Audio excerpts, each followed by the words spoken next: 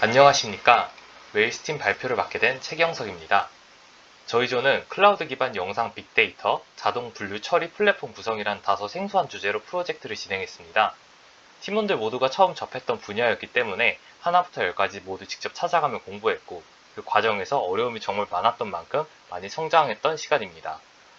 저희 학교를 포함해서 컴퓨터 공학과 관련된 모든 전공의 학부 수업에서는 빅데이터 플랫폼을 다루는 수업은 전무하다고 알고 있습니다.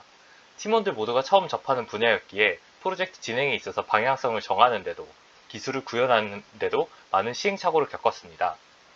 그러한 좌충우돌의 끝에서 오늘 저희 프로젝트가 어떤 프로젝트이며 어떤 과정을 거쳤고 또 어떤 결과를 냈는지 여러분께 말씀드리겠습니다.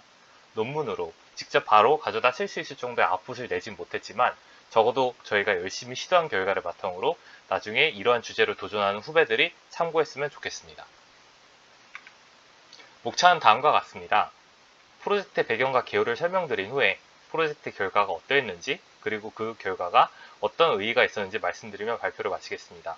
생소한 단어들과 개념이 많이 나오겠지만 하나씩 잘 풀어가며 설명드리겠습니다. 프로젝트 배경입니다.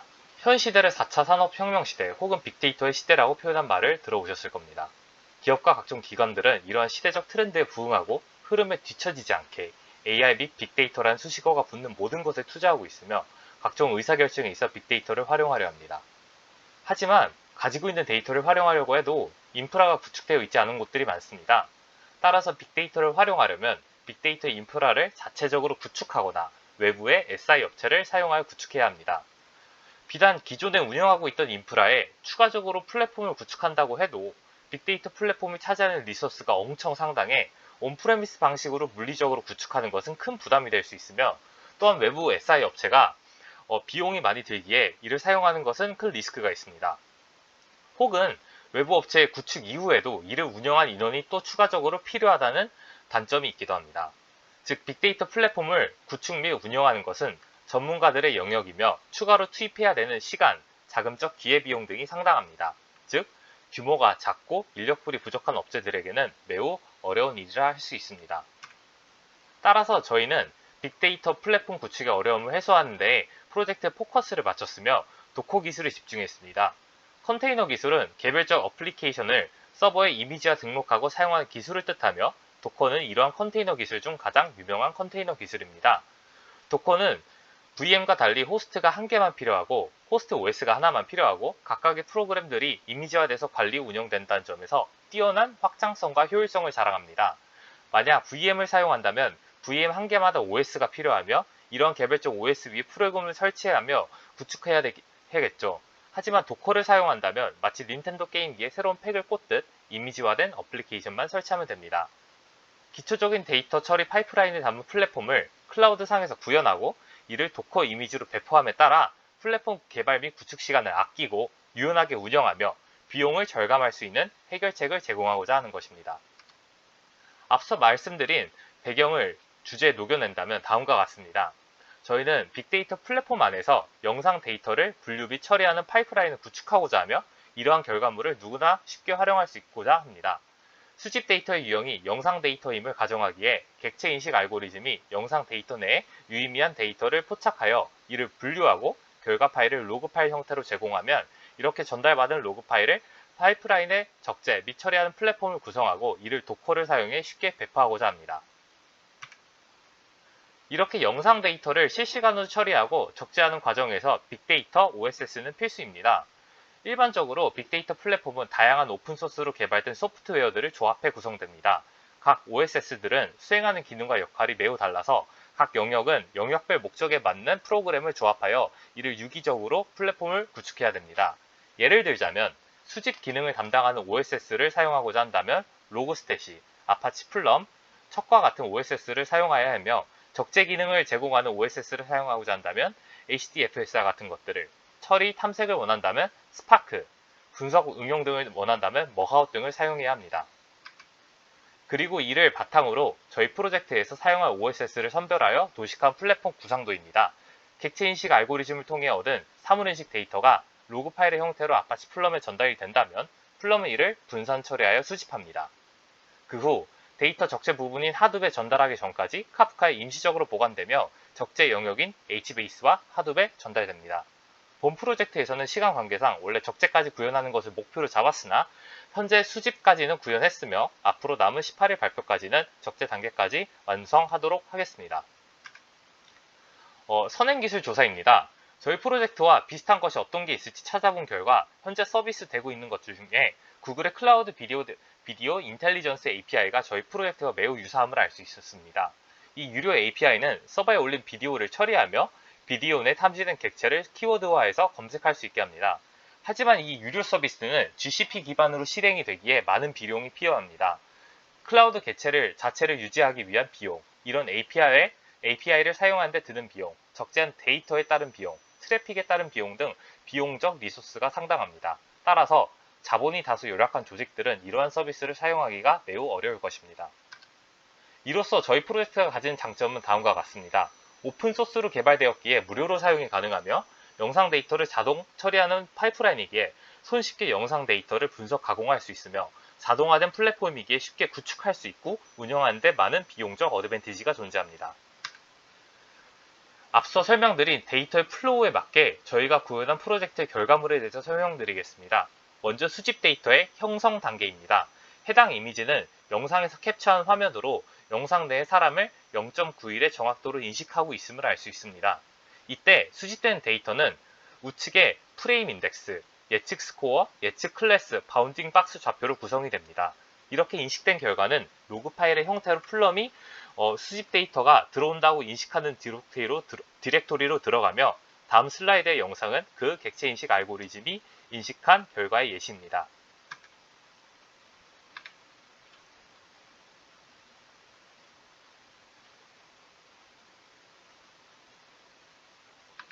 네, 시간 관계상 여기까지만 보여드리겠습니다.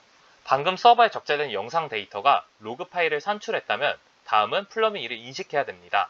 수집된 로그 데이터를 소스 영역으로 옮기고 이를 다시 채널에 보관한 후 최종적인 영역인 싱크로 옮깁니다. 간단히 설명드리자면 에이전트는 데이터를 수집하는 객체이고 소스는 데이터를 수집하는 기능을 담당하고 채널은 데이터를 임시로 저장하는 기능을 제공하고 싱크는 데이터를 원하는 목적지로 전달하게 해주는 기능을 제공합니다. 플럼이 로그 파일을 인식하기 전에 플럼 에이전트를 실행시켜야 하며 이때 플럼 환경 설정 파일을 인자로 전달해야 합니다. 그래야 환경 파일 내에 명시된 설정에 따라 데이터를 수집 및 처리합니다. 지금 보이는 화면은 플럼의 환경 설정 파일입니다. 간단하게 예를 들자면 맨 위에서 플럼의 수집을 담당한 에이전트를 선언하고 에이전트가 가지는 소스, 채널, 싱크를 지정합니다. 환경 파일 내 에이전트의 스풀 디렉토리에 로그 파일이 쌓이는 경로를 지정합니다. 이렇게 경로가 지정되면 플럼 에이전트는 로그를 가져오고 수집합니다. 앞에서 설명은 안 들었지만 필터링을 담당하는 인터셉트를 사용해 정규 표현식으로 로그 메시지를 정제하고 이렇게 정제된 로그를 리눅스의 테일 명령어를 통해 한 줄씩 불러들어 실시간 데이터로 전환합니다. 전환된 데이터는 카프카 싱크를 통해 카프카로 전달됩니다. 지금 슬라이드에 보이는 캡처본은 플럼 에이전트를 실행시킨 결과 화면입니다. 플럼의 로그가 다 길어 말씀드리지는 못하겠지만 먼저 보시면 알 수 있듯이 로그 파일을 제대로 인식했고 파일에 있는 모든 내용을 다 긁어왔기에 기존의 파일을 삭제했고 카프카의 로그 파일 안에 내용을 싱크로 전달했던 로그를 볼 수 있습니다. 전 단계까지 플럼이 데이터를 수집해 카프카로 전달해 줬다면 그 다음부터는 카프카가 임시 저장소의 역할을 수행하며 저장된 내용을 적재 영역에 전달해야 합니다. 그 전에 앞서 카프카의 주요 요소들의 개념을 쉽게 설명해 드리겠습니다. 브로커는 카프카의 서비스 인스턴스로서 토픽이 생성되는 물리적 서버입니다. 토픽은 브로커에서 데이터를 발생, 처리하기 위한 저장소입니다. 프로듀서는 브로커의 특정 토픽이 데이터에 전송하는 역할을 수행하며 컨슈머는 브로커의 특정 토픽에서 데이터를 수신하는 역할을 담당합니다. 카프카를 사용하려면 먼저 토픽을 생성해야 됩니다. 카프카는 플럼의 싱크로부터 전달받은 데이터를 토픽 안에 저장하기 때문입니다. 물론 저희가 적재 단계까지 가지 못했지만 원래 구상대로라면 카프카는 토픽이 임시 저장한 데이터를 HDFS에 전달해야 합니다. 생성된 토픽은 아파치 플럼의 에이전트처럼 수집의 주체라고 할 수 있습니다. 한 토픽을 생성하고 그 토픽 안에서 프로듀서, 컨슈머 등의 기능적 객체들의 선언을 사용하는 방식입니다. 슬라이드에 나와 있는 사진은 다음과 같습니다. 먼저 카프카를 사용하겠다는 의미에서 토픽을 생성합니다. 그 다음 사진은 프로듀스를 생성하는 사진인데 프로듀서는 메시지를 생성하는 역할을 담당합니다. 물론 저희는 플럼으로부터 전달받은 로그가 메시지가 되므로 프로듀스가 필요 없겠지만 토픽이 잘 작동한다는 것을 보여드리기 위해 생성했습니다. 다음 사진은 컨슈머를 생성한 후 프로듀서에서 생성한 메시지가 컨슈머로 전달되는 링크를 보여주는 사진입니다. 이로써 수집 파트에서 수집 역할을 하는 OSS들이 유기적으로 잘 구성이 되었음을 알 수 있습니다. 하나의 토픽 안에서 또 하나의 클러스터 안에서 헬로우 캡스톤이란 메시지를 프로듀서가 발생시키면 이를 컨슈머가 받아내는 것입니다. 말로 설명드리는 것보다 직접 보여드리는 것이 좋을 것 같습니다.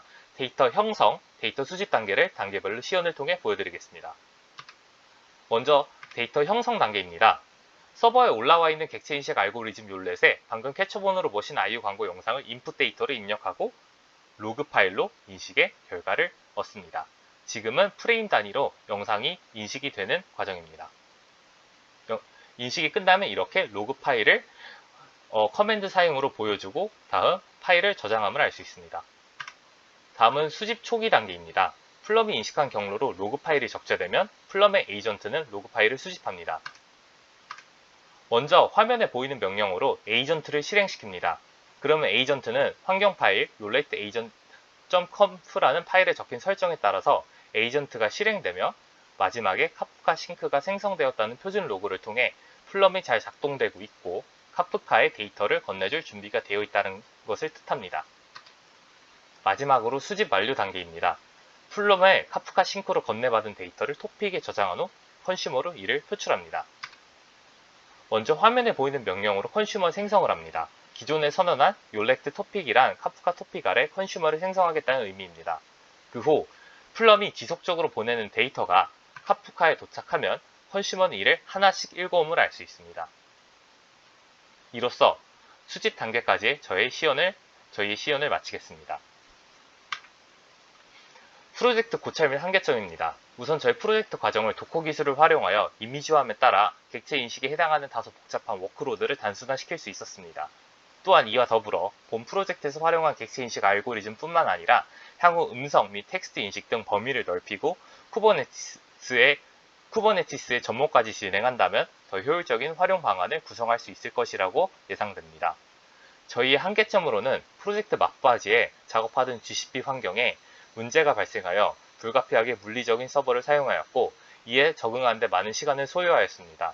또한 실제 서비스를 구축함에 있어서 OSS를 직접 설치하는 것이 가장 좋은 방법이나 시간적인 문제 때문에 프로젝트 편의상 클라우데라 매니저의 사용으로 인한 한계점이 존재하였습니다.